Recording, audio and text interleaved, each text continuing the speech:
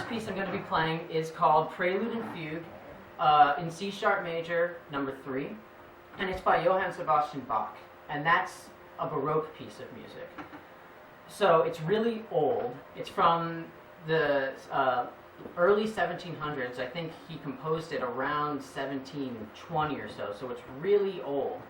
The Baroque period began in 1600, but the reason that Bach is so important is because he was just so different from anyone else who came before him. His music was so much above anything else beforehand that some people didn't even like it when it first kind of came into the world. I mean, it was so radically different that people almost didn't accept it. It took a while.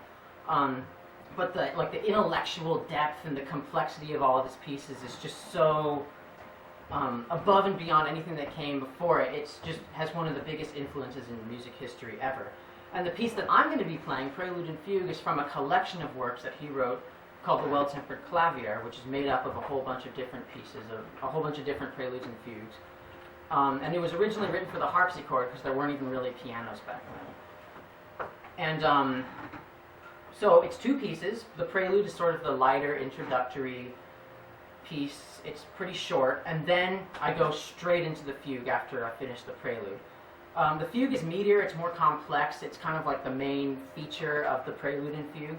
What he does in a fugue, though, is he starts with an extremely simple melody. It's a 1 note at a time melody, only one hand plays it, and then he elaborates on it. He plays that melody over and over again throughout the entire song constantly, but sometimes he plays it kind of with a happy feeling, sometimes sad.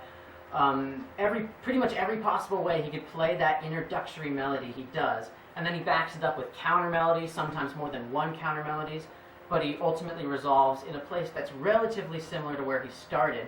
And just that whole story arc was just never done that well before. So that's why Bach is such an influential composer and why he's such an important figure in classical music history. So I'm going to start with the prelude, and then I'm going to go directly into the fugue.